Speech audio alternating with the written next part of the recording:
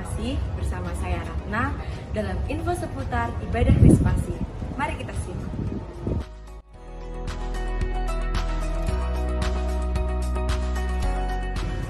Hari Kamis, tanggal 13 Mei, ibadah kenaikan Tuhan Yesus, ibadah pertama pukul 6 dan ibadah kedua pukul 9 dilayani oleh Bapak Pendeta Cornelius Bambang Darmawan.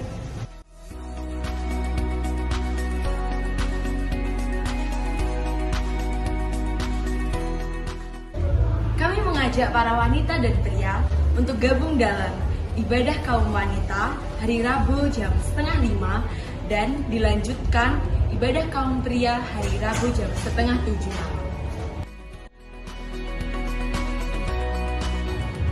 Dan di hari Sabtu, kami mengundang para pemuda remaja untuk hadir dalam ibadah pemuda remaja jam 4:30 sore.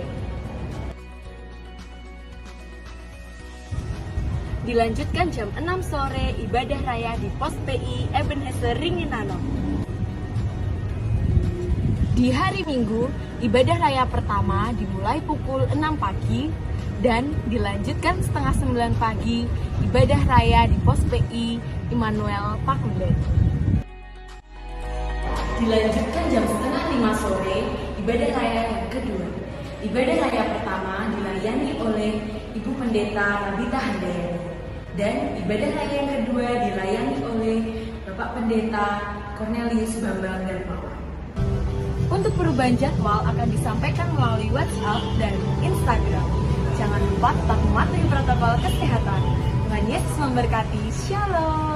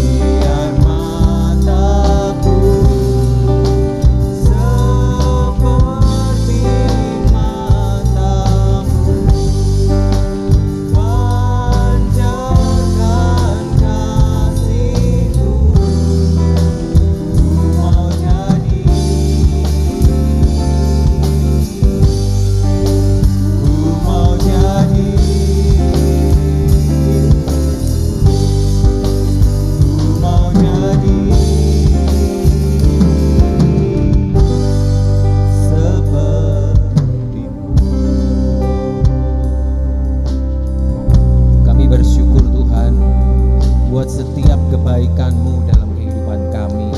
Kami bersyukur Tuhan, sore hari ini kami boleh ada di tempat ini, semua karena anugerah-Mu. Kami percaya Tuhan, kasih-Mu tetap ada, kasih-Mu tetap nyata dalam kehidupan kami Bapa. Pimpin kami untuk kami bersekutu di dalam nama-Mu Tuhan. Pimpin kami Tuhan, di dalam kami boleh menikmati kebenaran firman-Mu. Hanya di dalam nama-Mu Tuhan, kami menserahkan ibadah kami sore hari ini. Haleluya. Amin.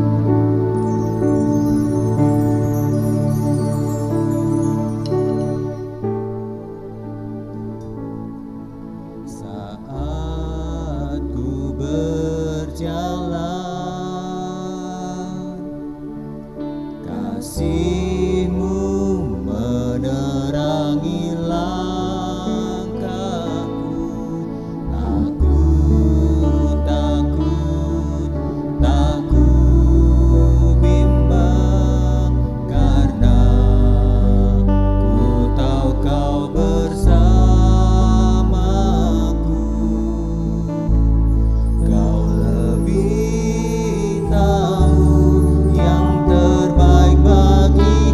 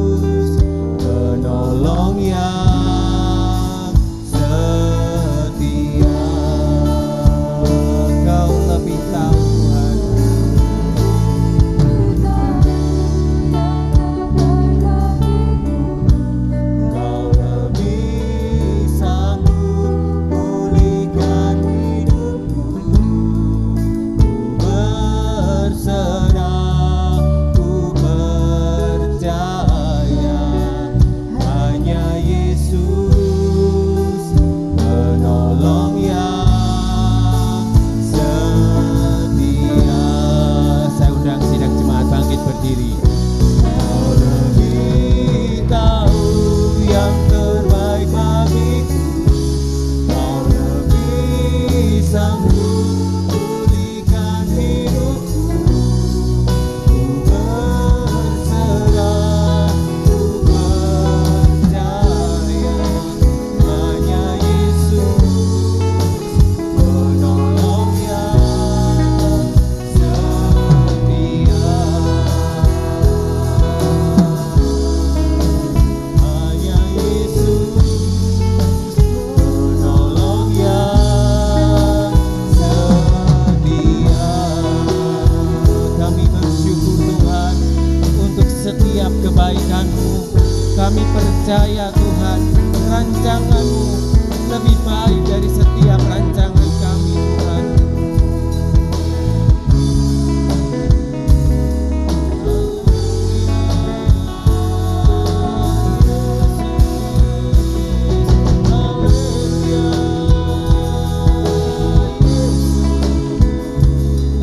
Engkau baik, Yesus baik, haleluya.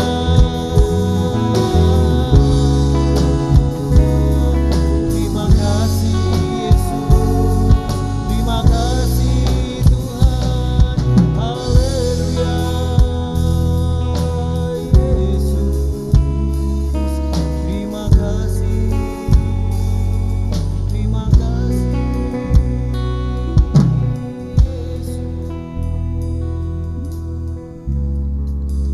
Terima kasih Tuhan, Engkau baik Tuhan. Terima kasih Tuhan Yesus. Terima kasih. Kau lebih tahu yang terbaik bagiku. Kau lebih sanggup ku berserah, ku percaya hanya Yesus penolong yang setia. Kau lebih tahu yang terbaik bagiku. Kau lebih sanggup pulihkan hidupku. Ku berserah, ku percaya hanya Yesus penolong yang setia. Kau lebih tahu yang terbaik bagiku. Kau lebih sanggup pulihkan hidupku. Berserah, ku percaya hanya Yesus penolong yang setia. Hanya Yesus penolong yang setia. Hanya Yesus penolong yang setia. Kami siap Tuhan untuk memuji, memuliakan nama-Mu. Hanya di dalam nama Tuhan Yesus kami bersyukur, haleluya, amin. Shalom. Shalom. Bagaimana kabarnya? Luar Luar biasa. Tuhan kita yang hebat, Tuhan kita yang dahsyat tinggal dalam hidup kita, memberikan kekuatan dalam kehidupan kita, sehingga kita tidak akan pernah gentar, sehingga kita tidak akan pernah takut menghadapi apapun.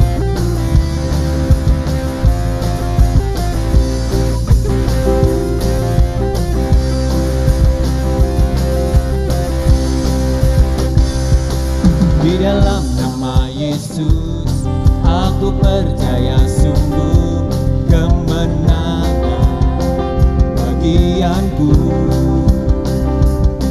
Di dalam nama Yesus aku kalahkan musuh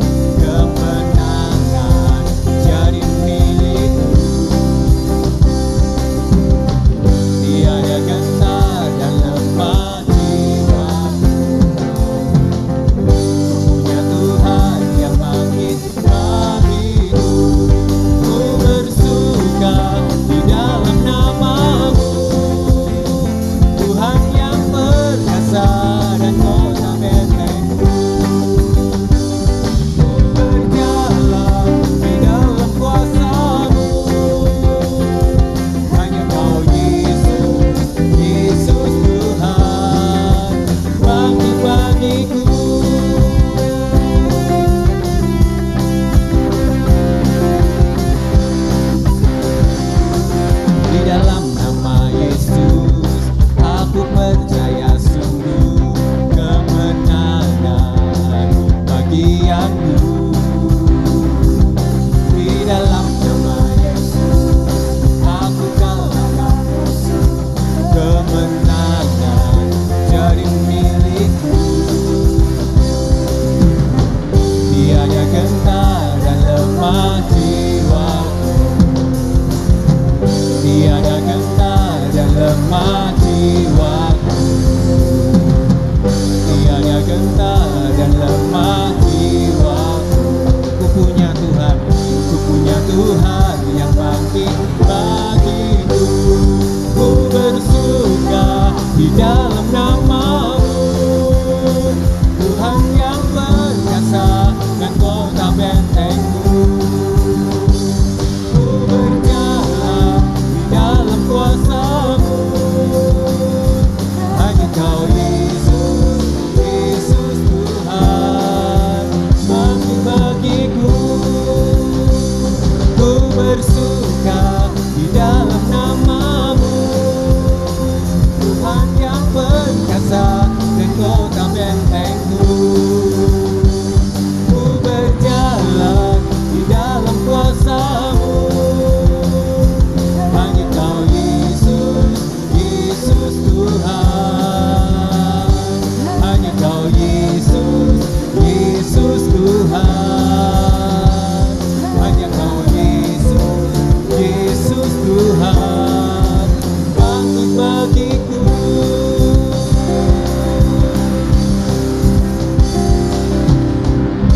Kita percaya bahwa Tuhan sudah mengalahkan maut. Dia bangkit dari kematian dan Dia naik ke surga menyediakan tempat bagi kita semuanya.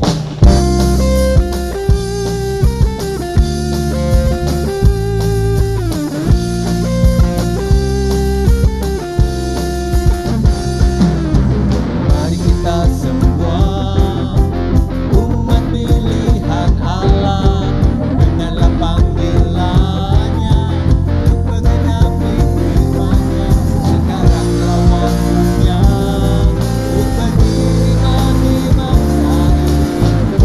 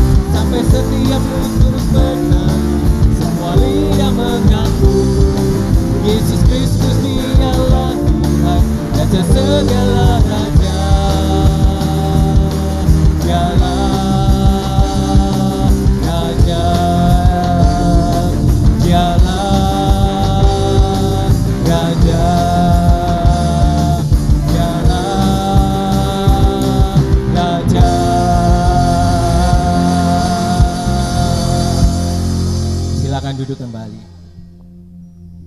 Kita siapkan hati kita, bejana hati kita untuk diisi oleh kebenaran firman Tuhan.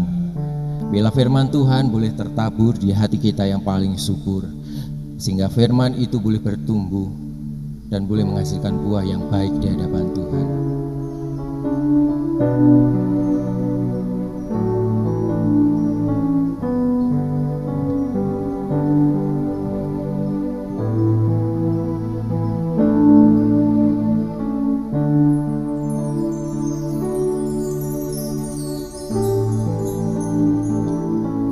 Semua yang ku rasakan,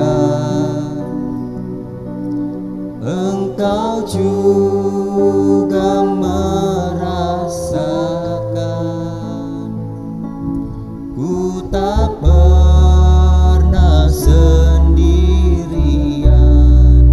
hanya Engkau menolongku.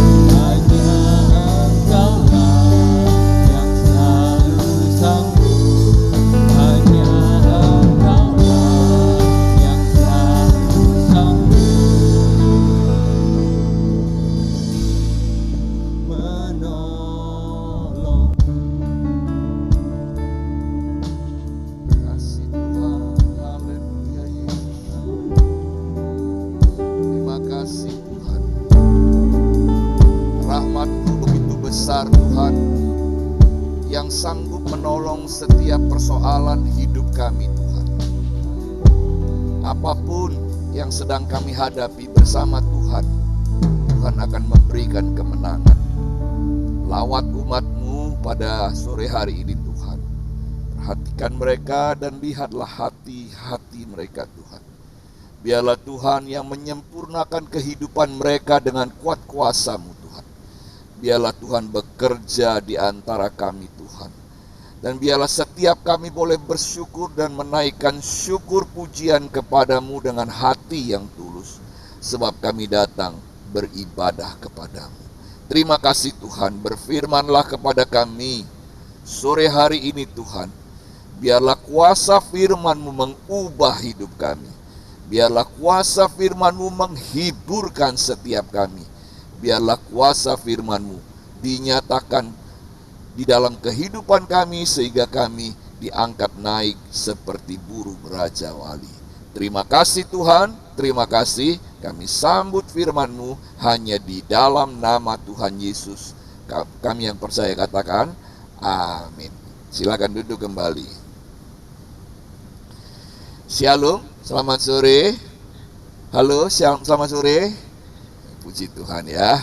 Senang sekali tetap boleh melihat keadaan Bapak Ibu semua baik-baik saja ya. Dan kita masih berdoa untuk kawan-kawan kita yang mungkin sedang menghadapi masalah kesehatan, masalah perekonomian dan lain sebagainya ya. Tentu juga Tuhan menolong mereka juga semua.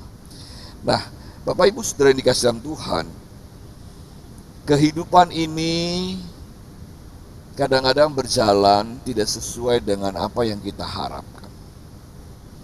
Ya, ada orang yang menaruhkan uangnya di satu tempat dengan maksud dan tujuan supaya mendapatkan hasil, supaya mendapatkan keuntungan. Tapi apa daya, ternyata yang terjadi adalah sebaliknya ya.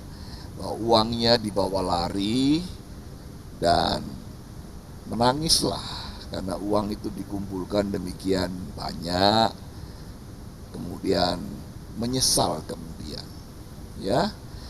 Dan ada juga kejadian-kejadian yang terjadi di dalam hidup saya dan juga mungkin di dalam hidup kita, bahwa apa yang kita sedang inginkan ya, yang sedang kita inginkan dan kita jalankan tidak sesuai, sehingga kita menyesal mengambil keputusan-keputusan yang sudah terjadi. Istilahnya adalah nasi sudah jadi bubur ya. Rasanya kita tidak bisa kembali lagi. Saya Bapak Ibu orangnya adalah orang yang ya kita beda-beda ya Bapak Ibu ya. Saya ini orangnya sedikit safe Bapak Ibu ya. Saya tidak akan pernah melakukan sesuatu dengan membebani hidup saya. Misalnya apa? Misalnya mengambil kredit sepeda motor. Saya dari dulu tidak sedang Bapak Ibu ya. Ya bukan berarti Bapak Ibu yang kredit mobil dan kredit sepeda motor salah, enggak. Ini memang gaya saya, my style ya. Gaya Anda juga beda mungkin ya. Saya itu enggak senang dibebani ya. Jadi setiap bulan waktu terima gaji, waktu masih bekerja dulu ya, gaji harus dipotong untuk cicilan sepeda motor. Saya enggak senang, rasanya berkurang uangnya ya. Lebih baik saya menabung terlebih dahulu, kemudian setelah saya mendapatkan cukup uang, saya baru beli sepeda motor. Begitu Bapak Ibu saya, orangnya begitu Bapak Ibu. Tapi Bapak Ibu, dengan keadaan yang safe begitu saja, saya kadang-kadang juga terjerumus mengambil keputusan yang salah, sehingga saya menyesal. Tapi nasi sudah jadi bubur, sudah kejadian. Lebih daripada itu Bapak Ibu Saudara kasih dalam Tuhan, kehidupan kita kadang-kadang juga mengalami hal yang sama. Kehidupan rohani saya, kalau itu hanya hal-hal duniawi saja, kata papa saya, ya kalau kamu harta itu hilang, kamu jangan sesali, karena harta itu bisa dicari lagi, bisa giat bekerja, melakukan ini dan itu, dan bisa dapat lagi hartanya ya. Kalau uang kita hilang, kita bisa cari lagi uang itu ya. Nah Bapak Ibu, kalau kesehatan kalau jiwa. Nah, karena ayah saya dulu dan saya dulu belum percaya kepada Tuhan ya, kesehatan itu rasanya segalanya bagi kita ya. Kalau kesehatan sampai kita meninggal nggak bisa cari lagi ya.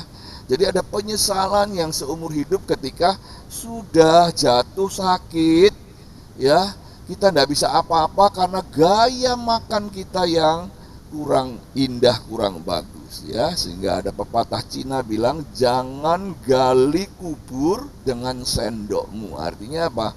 Makan itu harus diatur ya. Makanan banyak yang enak ya. Biasanya katanya orang, saya tidak tahu benar apa enggak ya, katanya orang yang enak-enak justru berbahaya bagi kesehatan kita. Setuju apa enggak?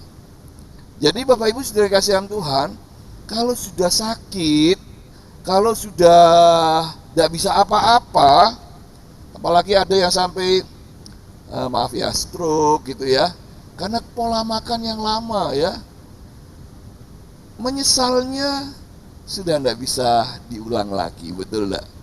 Nasi sudah menjadi bubur. Makanya olahraga untuk yang kesehatan.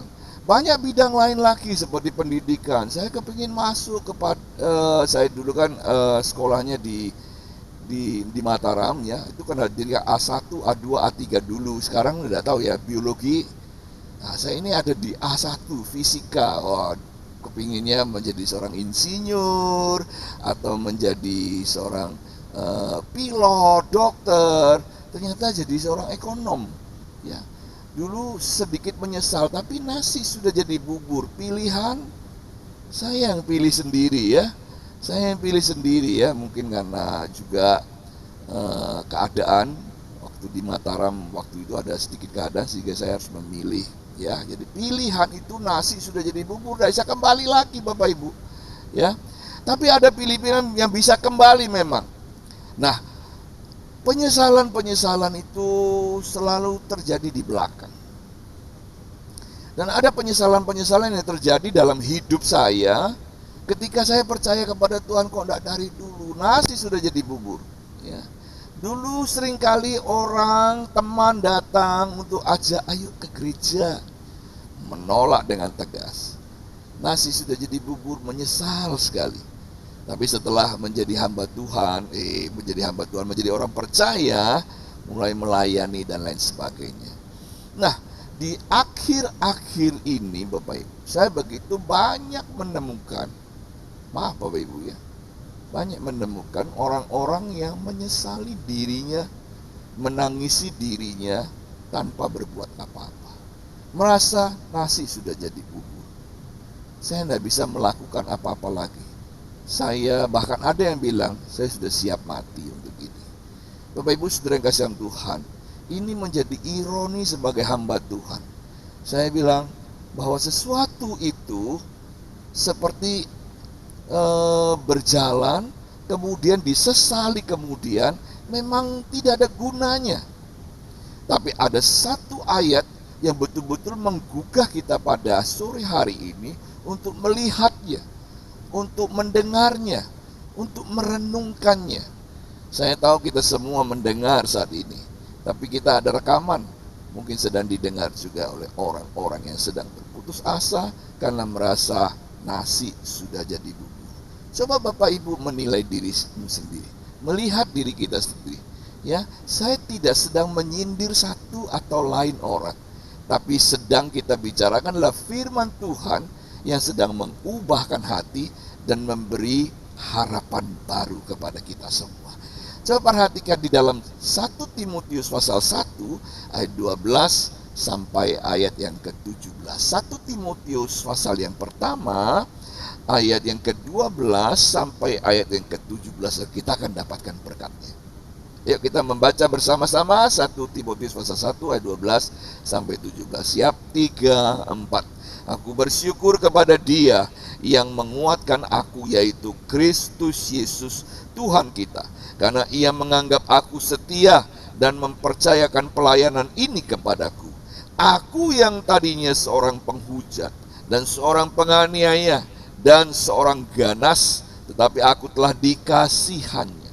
Karena semuanya itu telah kulakukan tanpa pengetahuan, yaitu di luar iman. Malah kasih karunia Tuhan kita telah dikaruniakan dengan limpahnya kepadaku dengan iman dan kasih dalam Kristus Yesus. Perkataan ini benar dan patut diterima sepenuhnya.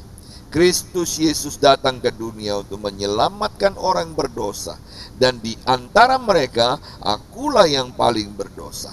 Tetapi justru karena itu aku dikasihani, agar dalam diriku ini sebagai orang yang paling berdosa, Yesus Kristus menunjukkan seluruh kesabarannya.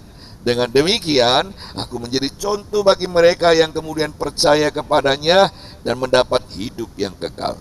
Hormat dan kemuliaan sampai selama-lamanya bagi Raja segala zaman, Allah yang kekal, yang tak tampak, yang esa. Amin. Saudara, tokoh kita kali ini adalah Paulus.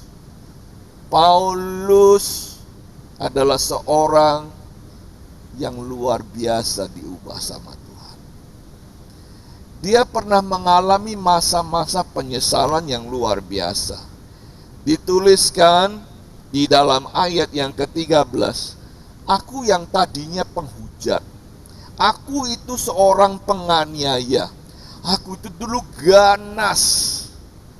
Bayangkan, ganas itu bukan hanya ganas pengen mukul orang loh Bapak Ibu. Paulus itu ganas pengen bunuh orang, ya. Tetapi aku dikasihani karena semuanya telah kulakukan tanpa pengetahuan. Semuanya aku lakukan tanpa pengetahuan. Aku nyesel. Sampai ayat emas kita ada ayat yang ke-15. Dan perkataan ini benar dan patut diterima sepenuhnya. Kristus Yesus datang ke dunia untuk menyelamatkan orang berdosa, dan di antara mereka akulah yang paling berdosa. Saudara yang dikasih dalam Tuhan, lihat baik-baik. Engkau yang mungkin sedang terpuruk karena putus asa bahwa nasi sudah jadi bubur. Memang ini sudah nasi sudah jadi bubur. Aku lakukan dulu nyesel Pak. Soalnya aku gak ngerti bahwa aku itu dulu berdosa. Aku pikir aku mengabdi kepada Allah. Aku pikir aku berkarya bagi Tuhan.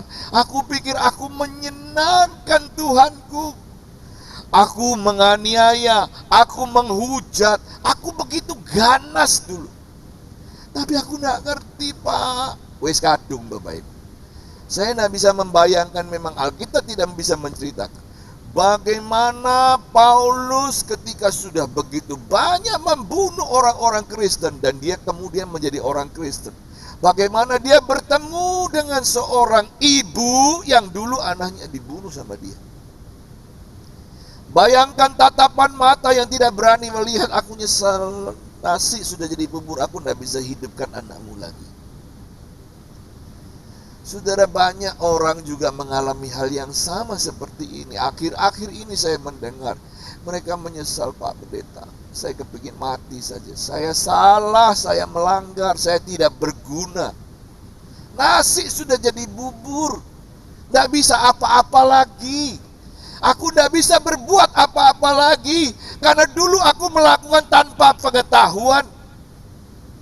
Ada seorang pemuda datang kepada saya, Pak Pendeta, apakah Tuhan masih mau mengampuni saya? Saudara, pertanyaan-pertanyaan seperti ini terus saya dengar sejak saya menjadi hamba Tuhan.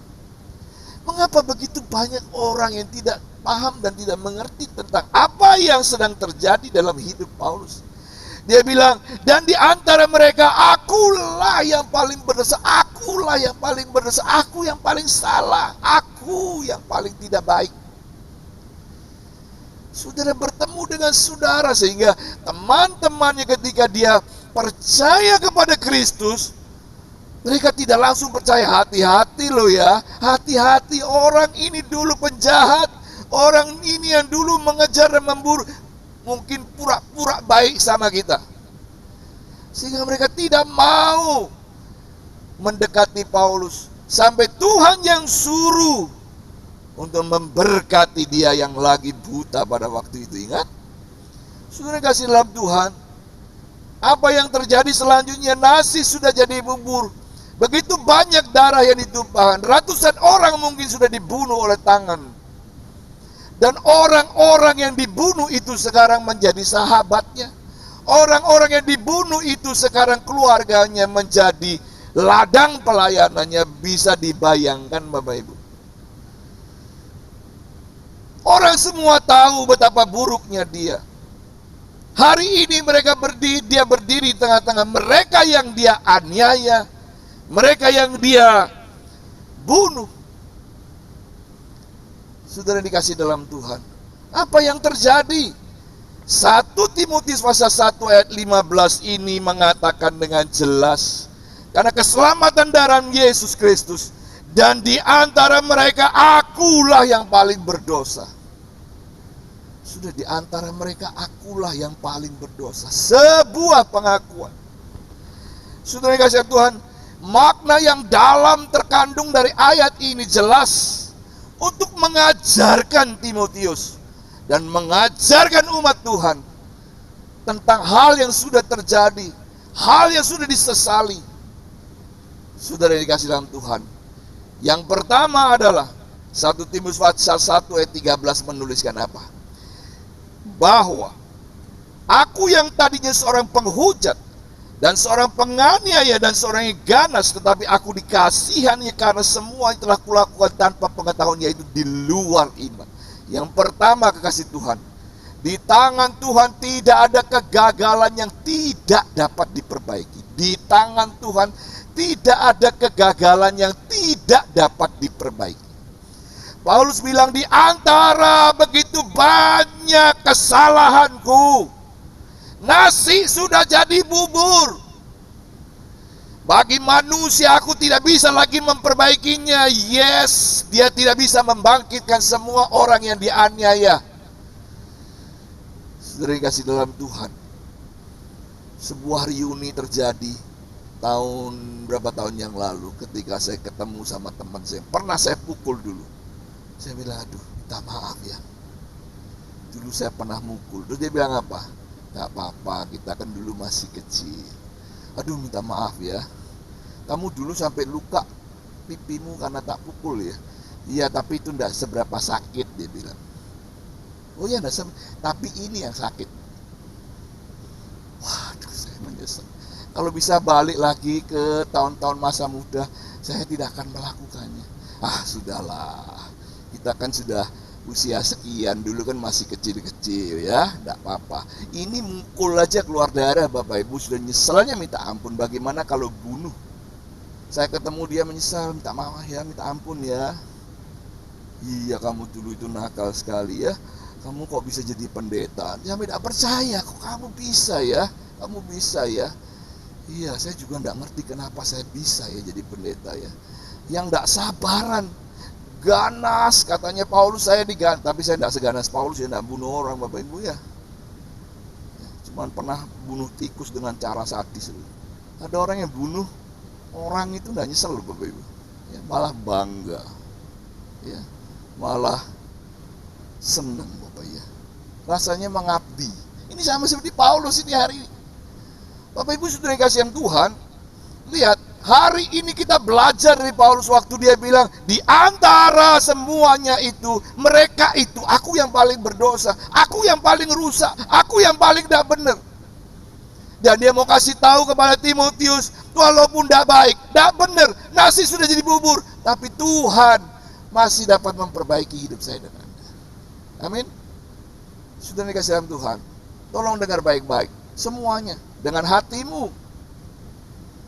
Imani ini dulu yang kau lakukan karena di luar pengetahuan. Tuhan sudah ampuni, ya ampunilah.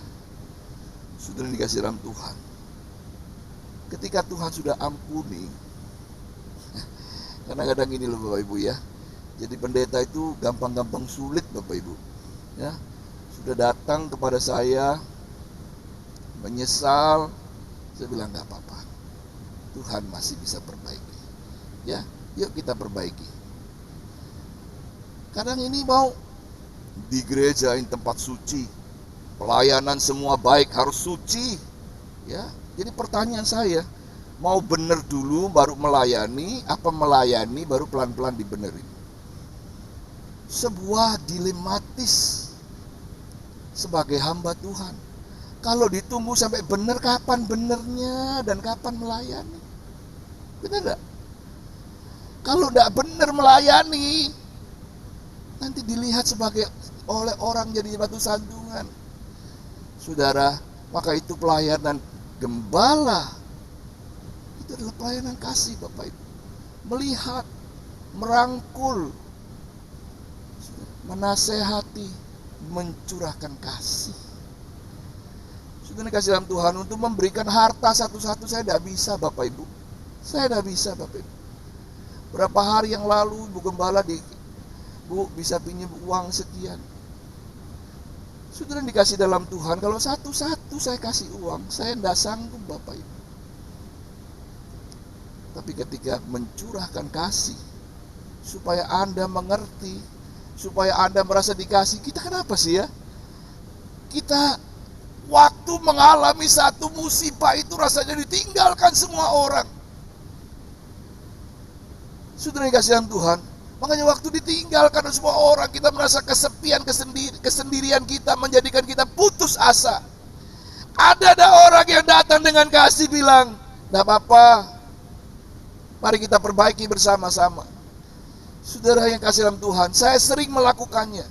Lakukanlah itu kepada kawan saudaramu, sebab mereka membutuhkan kasih waktu sedang terpuruk. Paulus bilang, menangislah dengan mereka yang menangis dan tertawalah dengan mereka tertawa. Saudara yang kasih dalam Tuhan, mana lebih gampang? Menangis dengan mereka yang menangis atau tertawa dengan mereka yang tertawa? Mana yang lebih gampang? Gampang itu menangis dengan orang menangis. Kalau tertawa dengan orang tertawa, kita kadang-kadang tidak gampang. Tetangganya baru beli mobil. Mobil baru ya. Bagus ya. Kreditnya piro? Bapak Ibu sudah mulai menghakimi ya. Sudah dikasih dalam Tuhan, tertawa dengan teman yang sedang keberkatan, rasanya ada iri di sana, betul tak? Ih, kok dia ya? Kok dia yang dapat, kok bukan saya ya? Waktu orang keberkatan sesuatu, kita tertawanya dipaksakan, tapi hati ini sebenarnya iri sama dia, betul tak? Kalau menangis, gampang menangis kita gampang nangis, Bapak Ibu. Lihat orang susah, kita gampang nangis. Nah, oleh sebab itu pelayanan ini adalah pelayanan hati. Untuk menjangkau jiwa-jiwa dengan hati, bukan dengan harta. Dan maaf Bapak Ibu sudah yang kasih dalam Tuhan, kadang-kadang kami tidak bisa membantu, minta apa. Ya, akhirnya apa ya, waduh takut marah, kami doakan akhir, Tuhan berilah pengertian. Sudah yang dikasih dalam Tuhan, di tangan Allah tidak ada kegagalan yang tidak dapat diperbaiki. Hari ini mungkin kau sedang bersedih, kau mengingat-ingat lagi hal-hal yang sudah kau lakukan, nyeselnya minta ampun Tuhan, akibatnya aku terima sekarang. Tapi dengar baik, Paulus bilang di antara mereka, aku yang paling berdosa. Tapi yang berdosa ini pun dapat dipulihkan dan diperbaiki oleh Tuhan. Saudara, Yeremia pasal 18 ayat 6. Masakan aku tidak dapat bertindak kepada kamu seperti tukang periuk ini, hai kaum Israel? Demikianlah firman Tuhan. Sungguh seperti tanah liat di tangan tukang periuk, demikianlah kamu di tanganku, hai kaum Israel. Tuhan dapat memperbaiki setiap kesalahan. Ya, sehebat apapun kesalahanmu, pelanggaran. Sehingga kalau Tuhan dapat memperbaiki dan mengampuni jemaat yang jahat, yang rusak. Saya ini bolak-balik dikasih tahu sama orang ya, ketika ada jemaat gitu ya. Pak, tahu enggak, dulu dia orangnya gini loh, Bapak hati-hati loh ya. Sudah dikasih dalam Tuhan, kalau di tangan Tuhan bisa diperbaiki. Saya ini seperti jemaat, ini seperti keluarga sendiri. Walaupun ada orang yang menjelekkan saudara, dan saya mendengar dengan telinga saya sendiri apa yang saya lakukan, sudah berubah, sedang berubah, lagi didoakan. Tapi hati-hati loh Pak. Iya hati-hati ya. Bapak Ibu sudah yang kasih dalam Tuhan, Kalau saudaramu atau anakmu atau suamimu dijelekkan orang, apa yang kau lakukan? Apakah engkau langsung percaya? Ya konfirmasi dulu kan. Sudah dikasih dalam Tuhan, itulah saudara, itulah hidup keluarga. Kita ini keluarga. Maka biarlah kita saling mendoakan, saling melindungi, bukan melindungi dosa dan pelanggaran. Kalau Tuhan saja sudah mengampuni Anda semua, masa saya gembala tidak mengampuni? Sudah dikasih dalam Tuhan. Banyak hal yang terjadi di dalam kehidupan kita yang kita rasakan bahwa semuanya sudah berantakan. Hari ini dengar baik. Hari ini dengar baik. Nasi sudah jadi bubur. Dan bisa lakukan apa-apa dengan nasi sudah jadi bubur, bukan? Tidak, di tangan Tuhan.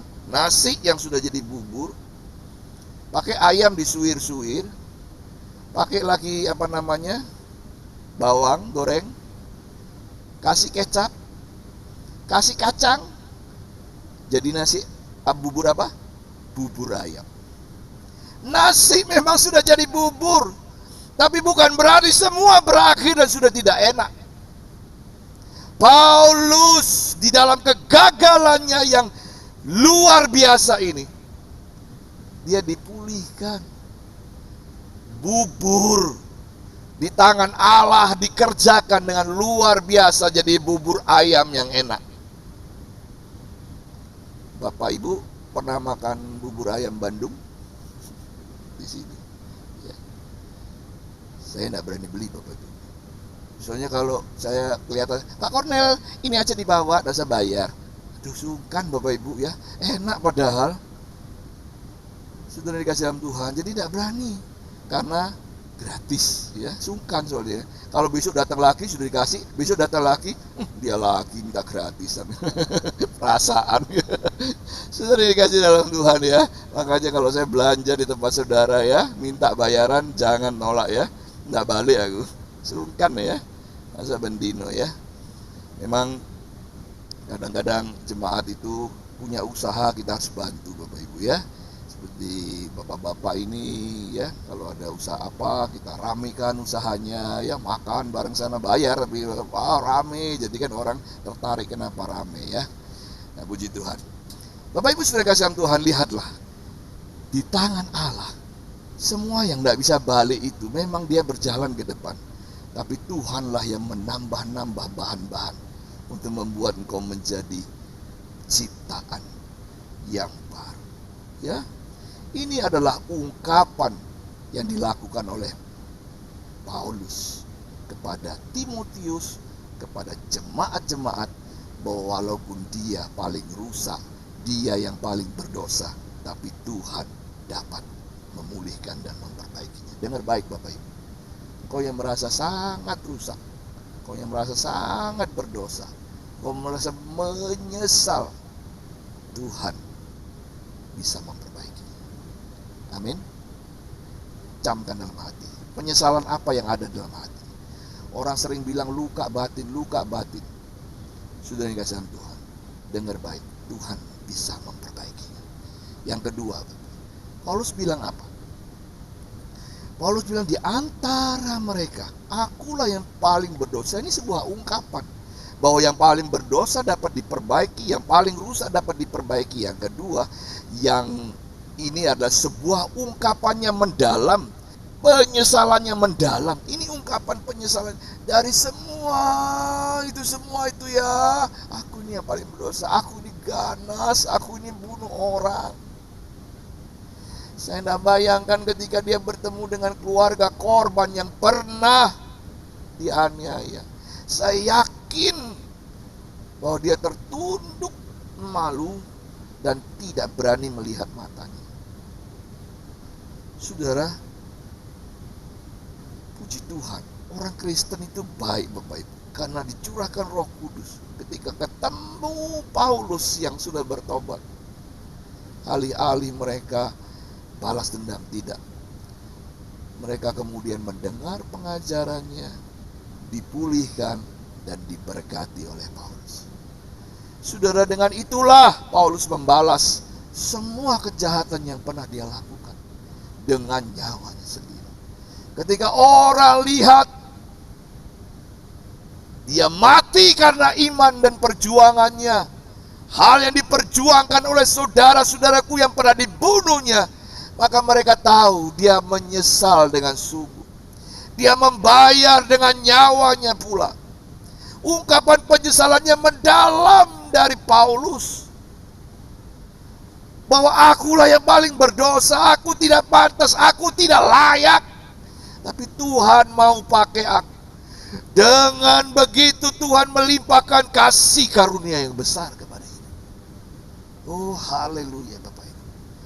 Penyesalan itu selalu didahului dengan apa? Pengakuan dosa. Coba lihat di dalam 1 Yohanes pasal 1 ayat 9. Jika kita mengaku dosa kita, maka ia adalah setia dan adil, sehingga ia akan mengampuni segala dosa kita dan menyucikan kita dari segala kejahatan.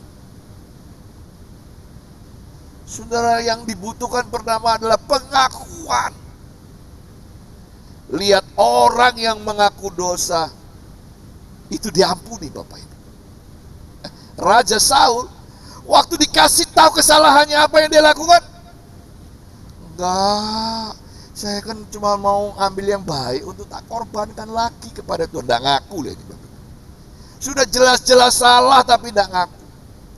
Tapi orang yang dengan rendah hati bilang, aku yang paling berdosa. Lihat, tidak ada semua, tidak ada ini pembelaan apa-apa. Dari Paulus dia bilang, aku ini paling berdosa. Makanya Bapak Ibu ya, lihat, orang yang bertobat sungguh-sungguh, dia mulai dari pengakuan Bapak Ibu. Bukan membenarkan diri. Tidak, itu korban kambing domba itu saya pilih yang baik-baik supaya nanti saya korbankan lagi sama Tuhan. Saya enggak kok. Saudara, Saul ditinggalkan Tuhan, enggak diampuni dosanya. Lihat apa yang terjadi waktu Nathan datang kepada Daud. Kamu kurang ajar. Masa domba tetanggamu cuma satu-satunya, sedangkan dombamu begitu banyak. Karena ada tamu, kamu ambil domba tetanggamu, kamu masak hanya untuk tamu itu. Dan dia hidup dengan domba itu. Daud kemudian apa yang dilakukan? Aku menyesal. Kamu sudah berzina dengan Betseba. Kamu kurang ajar. Alih-alih Daud membela dirinya, saya ini raja, apa yang tak omongi ini bisa terjadi loh, tak pancung kepalamu, putus loh kepalamu. Nah, alih-alih dia lakukan itu, tidak. Yang dia lakukan adalah dia sujud bilang, ampuni aku Tuhan. Bahkan ketika dia memperjuangkan anak yang akan mati itu, dia harus duduk di atas debu dan dia koyakkan bajunya seperti orang yang bukan raja. Dan dikasih dalam Tuhan, waktu Paulus bilang, di antara mereka akulah yang paling berdosa. Ini ungkapan penyesalan yang mendalam dari kesalahan yang pernah dia lakukan. Bapak Ibu sudah kasih Tuhan, benar Tuhan akan memperbaiki engkau. Tapi sudahkah kita menyesal dengan mendalam apa yang sudah kita kerjakan dan tidak mengulangi apa yang sudah kita lakukan? Sebab itu akan berulang kembali kalau kita lakukan. Kadang-kadang kita ini tobat kumat terus. Sudah dikasih dalam Tuhan. Hari ini kita harus belajar dari ungkapan Paulus yang sederhana ini. Di antara mereka akulah yang paling berdosa. Di antara mereka aku yang paling tidak layak. Ini sebuah pengungkapan penyesalan yang mendalam dari diri seorang Paulus yang pernah bersalah dan tidak bisa memperbaiki kesalahannya. Di dalam Lukas pasal 15 ayat 21 nuliskan, kata anak itu kepadanya, Bapa, aku telah berdosa terhadap sorga dan terhadap Bapa. Aku tidak layak lagi disebut anak Bapa. Lihat, pertobatan mendalam selalu disertai dengan pengakuan kejujuran. Saya salah Tuhan. Makin Anda membela diri, itu bukanlah pertobatan. Pertobatan itu adalah penyesalan. Ya Tuhan, aku salah. Ya Tuhan, aku ngaku. Sudah dikasih dalam Tuhan. Dan tidak pegang terus. Ya Tuhan, aku salah. Tapi enak Tuhan terus. Tidak. Anak ini, anak yang terhilang ini, ketika dia bilang, ya Tuhan, aku salah. Dia bangkit, berdiri dan berjalan. Dia tahu bahwa nanti karena kesalahan dan pelanggarannya, dia tidak minta yang tinggi, dia tidak menuntut yang tinggi. Bapak Ibu ke gereja ini nuntut apa? Minta ampun. Banyak orang yang ke gereja itu nuntut, Bapak Ibu. Saya pulang harus diberkati, saya pulang harus usaha saya jadi yang bagus. Saudara, banyak menuntut. Orang yang berdosa ini, Paulus sekalipun dia ada banyak nuntut. Kemanapun kau pergi, kemanapun kau utus aku pergi, aku akan pergi. Saudara kasih dalam Tuhan, anak yang terhilang ini pun tidak menuntut. Waktu dia pergi pulang ke rumah bapaknya, dia bilang, cukup aku jadi karyawannya saja, cukup aku jadi budaknya saja, cukup itu. Dia tidak minta macam-macam, jadi budaknya saja. Walaupun bapaknya kemudian menyambut dan memberikan pakaian yang indah kepadanya. Tapi lihat, anak ini betul-betul menyesal. Penyesalan itu tidak menuntut Allah. Oleh karena itu Bapak Ibu sudah kasih dalam doa-doamu, berhentilah menuntut kepada Tuhan. Tuhan, kenapa harus begini? Harusnya kan begini Tuhan. Sudah dikasih dalam Tuhan. Paulus bilang, di antara mereka, aku yang paling berdosa. Dan coba lihat, apa yang Paulus tuntut dari Allah. Dia bilang, ikut Tuhan itu harus berbuah. Mati keuntunganku. Tidak ada tuntutan apa-apa. Seperti halnya Musa. Jangan suruh aku pergi kalau kau tidak menyertai aku. Bapak Ibu saudara kasih Tuhan, penyesalannya mendalam. Ketika nasi sudah jadi bubur, yang kita lakukan bukan menyalahkan orang lain. Ini gara-gara kamu, gara-gara dia, ini gara-gara ini. Kalau nasi sudah jadi bubur, hari ini kita belajar dari apa yang Paulus katakan. Mulailah dari pengakuan, saya salah Tuhan, saya berdosa. Yang ketiga Bapak Ibu, yang ketiga, Paulus bilang di antara mereka akulah yang paling berdosa. Selain itu sebuah pengungkapan penyesalan, dia mau katakan, untuk aku mau balas cinta Tuhan. Tapi dengan apa aku bisa balas? Dengan harta? Bisa enggak dengan harta? Bisa. Dengan melayani.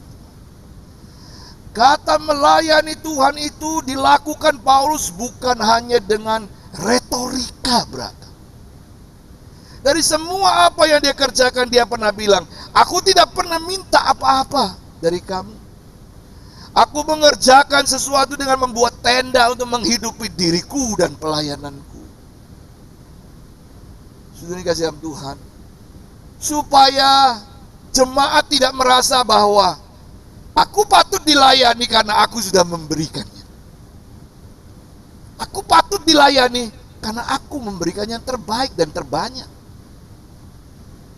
Sudah dikasih dalam Tuhan, sebenarnya Paulus sudah mengajarkan jemaat, kalau engkau ingin memberi, engkau ingin melayani, jangan lihat orang lain.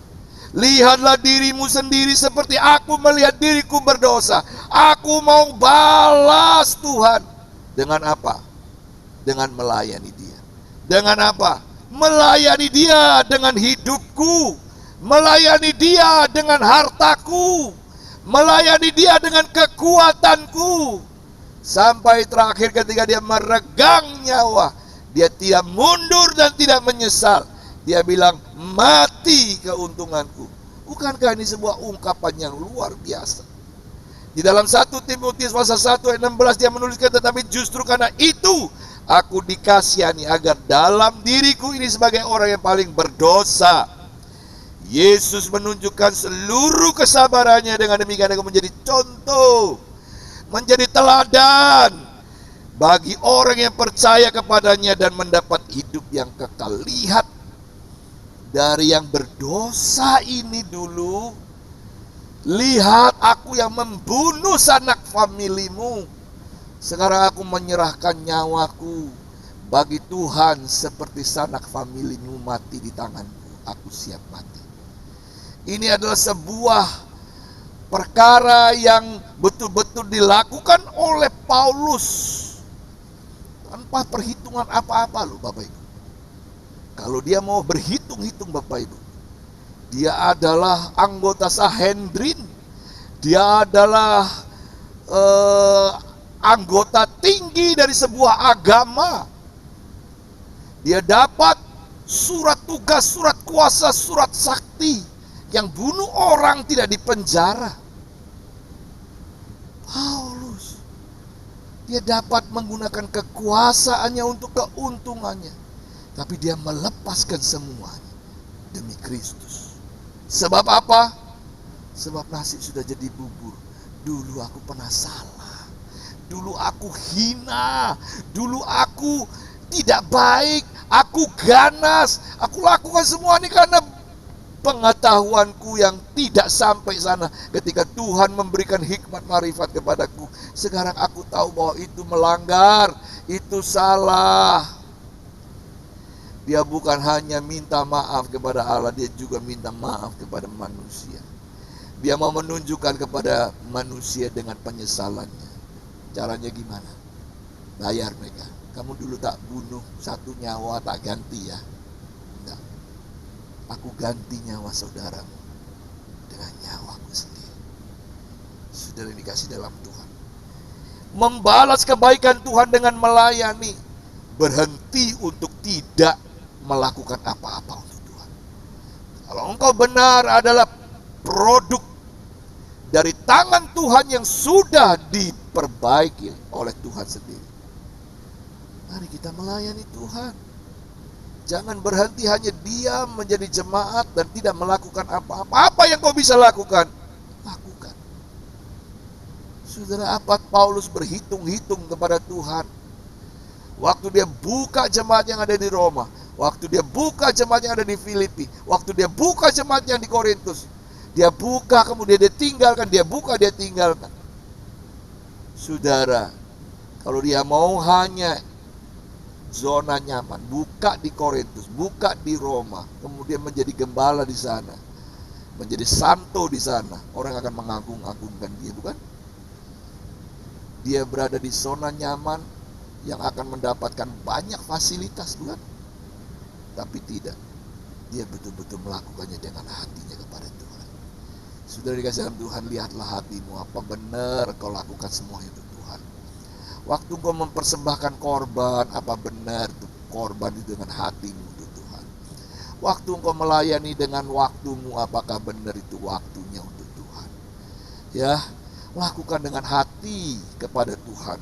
Maka semua hal yang tidak sempurna yang mengikuti itu tidak jadi masalah Bapak Ibu.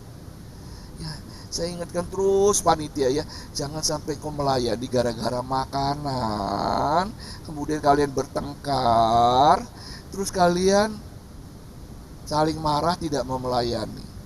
Paduan suara jangan karena pakaian, kalian kemudian bertengkar, terus kalian satu sama lain tidak saling menyapa, kemudian ada gereja. Untuk apa semua itu Bapak Ibu Saudara kasih Tuhan? Paulus dia melayani dengan hati. Ketika ada orang yang melempar dia dengan batu, ketika ada orang yang mencibir pelayanannya, ketika ada orang yang menganiaya bahkan membunuhnya, dia bilang, itu keuntunganku dengan melayani Tuhan. Supaya orang yang melihat kemudian percaya kepadanya dan mendapat hidup yang kekal. Saudara yang kasih Tuhan, setelah Paulus mati, semua jemaat-jemaat, bahkan mereka yang pernah dianiaya dan saudaranya pernah mati, mengakui Paulus melakukannya dengan baik. Mereka percaya dan mendapat hidup yang kekal. Saudara yang kasih dalam Tuhan, siapa kita? Kita ini orang berdosa, salah, rusak, hina. tidak berguna, nasi sudah jadi bubur. Tapi Bapak Ibu sedang kasih tahu Tuhan, yang hina setiap kita, yang bilang engkau hina, saya mau kasih tahu, Tuhan sedang siapkan suiran ayamnya, Tuhan sedang siapkan kecapnya, Tuhan sedang makan bubur ayam dari, ya besok tak traktir semua ya, bawa sendiri bubur ayamnya, saya kasih kacangnya guys. Saudara dikasih dalam Tuhan, jadi bubur ayam yang enak. Siapa? Saya dan Anda. Yohanes pasal 12 ayat 3. Maka Maria mengambil setengah kati minyak narwastu murni yang mahal harganya, lalu meminyaki kaki Yesus dan menyekanya dengan rambutnya, dan bau minyak semerbak ke seluruh rumah itu. Lihat, merendahkan diri, pakai rambutnya, meminyaki. Dengan apa kita bisa balas cintanya Tuhan? Coba ayo, dengan apa? Tidak ada yang bisa kita lakukan, ya, tapi dengan hati Tuhan melihat. Saudara yang kasih dalam Tuhan, sebanyak apapun yang kau berikan tanpa hati, sia-sia. Sebesar apapun yang kau berikan tanpa hati, sia-sia. Sekuat apapun yang kau berikan kepada Tuhan tanpa hati, sia-sia. Coba kita perhatikan 2 Korintus pasal 5 ayat yang ke-17. Dituliskan, jadi siapa yang ada di dalam Kristus, baca sama-sama ya. Siap? Ya, siap 3, 4. Jadi siapa yang ada di dalam Kristus, ia adalah ciptaan baru, yang lama sudah berlalu, sesungguhnya yang baru sudah datang. Saudara, saya adalah ciptaan baru. Nanti pulang dari tempat ini, pulang dengan sorak-sorai, aku ciptaan baru. Memang nasi sudah jadi bubur, tapi sekarang aku pulang sebagai bubur ayam. Amin. Saudara, ini kata kiasan ya. Mosok kita bubur ayam? Enggak ya. Tapi kita ini berharga di mata Tuhan ya. Enggak ada yang tidak berharga. Mau segelap apapun kulitmu, sepesek apa saja hidungmu, sejelek apa wajahmu, Tuhan tetap mengasihimu. Amin. Saudara dikasih dalam Tuhan, hidup ini harus dibawa kepada Tuhan yang membuat kita diubahkan. Paulus bilang apa? Aku yang paling berdosa, ya, aku paling tidak baik. Ayat terakhir, coba lihat Yesaya pasal 42 ayat 3. Ayo baca sama-sama lagi. 3, 4. Buluh yang patah terkulai tidak akan diputuskannya, dan sumbu yang pudar nyalanya tidak akan dipadamkannya. Tetapi dengan setia ia akan menyatakan hukumnya. Saudara merasa sudah tidak berarti apa-apa, sudah putus asa, sudah waduh karek mati tok nih Pak, takkan dipatahkan, takkan dipadamkan. Dia terus ada di dalam hati kita bekerja. Bukankah ini adalah hari di mana kita harusnya berdoa menunggu pencurahan Roh Kudus? Percayakan hidupmu kepada Tuhan, Bapak Ibu. Roh itu menghiburkan kita. Roh itu membentuk hidup kita. Roh itu mengalir di dalam hidup kita. Ingat, nasi sudah jadi bubur, tapi Tuhan bisa buat jadi bubur ayam yang enak. Nasi sudah menjadi bubur dan tidak bisa diperbaiki lagi jadi nasi. Tidak apa-apa. Di tangan Tuhan Dia bisa ubahkan jadi makanan yang besar. Hidup kita merasa sudah selesai dan tidak berharga, jangan putus asa. Tuhan sedang mengerjakan sesuatu, membentukmu kembali menjadi pribadi yang sempurna. Tutup Alkitab kita dan kita akan berdoa. Tidak ada yang tidak dapat diperbaiki. Penyesalan yang mendalam yang Paulus ungkapkan membuat dia melayani dengan segenap hatinya. Jangan tinggalkan Tuhan apapun keadaannya.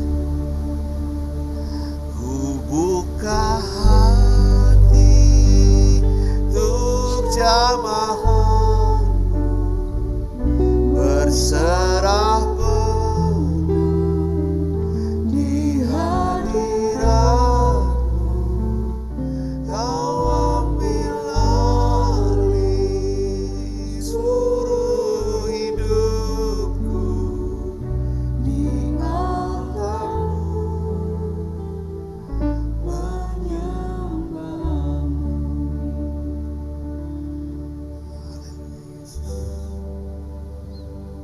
kita bangkit berdiri. Rohmu yang hidup penuhiku, mengalir dalamku, jiwaku tenang bersamamu.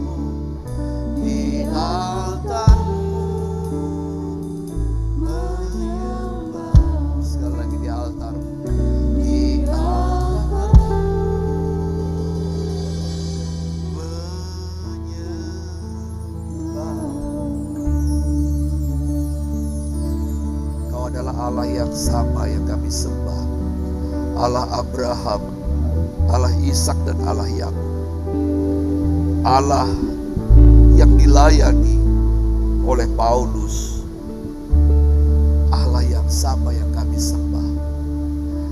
Adakah Kau berubah Tuhan? Sekali-kali tidak. Kalau Engkau memulihkan keadaan Israel, kalau Engkau memulihkan keadaan Paulus, tidakkah kami juga dipulihkan? Kami begitu bahagia dan bangga menyadari sekarang Tuhan, oh tidak ada yang rusak yang tidak dapat dibetulkan. Setiap kami dipulihkan dan diperbaiki. Dengan penyesalan yang mendalam atas dosa dan pelanggaran, kami mau melayani dengan segenap hati, seperti yang Paulus lakukan. Berkati umat-Mu Tuhan, sadarkan mereka, beri pencerahan iluminasi, bahwa mereka sangat berharga di mata Tuhan. Karena untuk itulah Tuhan datang menyelamatkan kami semua, menyelamatkan Paulus, menyelamatkan umat Tuhan, dan kami semua di sini. Kami orang-orang diselamatkan. Kami berharga dan mulia. Kami melayani Tuhan. Segenap jemaat-Mu yang akan memberikan korban persembahan, dialah memberikan dengan hati yang cinta kepada Tuhan, demi hormat kemuliaan bagi nama Tuhan. Di dalam nama Tuhan Yesus kami sudah berdoa. Haleluya. Amin. Silakan duduk kembali. Tuhan Yesus memberkati. Yang pertama, Bapak Ibu yang di rumah yang ingin memberikan korban persembahan, silakan di rekening 033-194-3001. Yang akan memberikan persepuluhan di rekening BCA di 033-8888-191. Semua atas nama GBT Kristus Pengasih ya. Semua korban yang dinyatakan biarlah akan dipakai untuk pekerjaan Tuhan di tempat ini, dan kita akan terus memberikan diri kita melayani dengan segenap hati dan segenap jiwa kita. Nyanyi pujian bagi-Mu Tuhan, pujian bagi-Mu Tuhan, nama-Mu besar dan layak dipuji. Nyanyi pujian bagi-Mu Tuhan, pujian bagi-Mu Tuhan, nama-Mu besar dan layak dipuji. Nama-Mu besar, nama-Mu besar dan layak dipuji. Sekali lagi, nama-Mu besar, nama-Mu besar dan layak dipuji. Bapa di surga, inilah umat-Mu Tuhan. Betapa bahagia dan bangganya kami menyadari bahwa Tuhan kami berkuasa mengubah kami umat-Mu menjadi alat-alat yang indah. Engkau penjunan kami, tanah liat kami siap dibentuk menurut kehendak dan rencana-Mu. Ajar kami Tuhan untuk terus berharap dan percaya kepada Tuhan dan melayani Engkau dengan segenap hati dan segenap jiwa. Umat-Mu hadir pada sore hari ini Tuhan, di dalam menyembah memuliakan nama-Mu, beribadah kepada Allah yang Esa.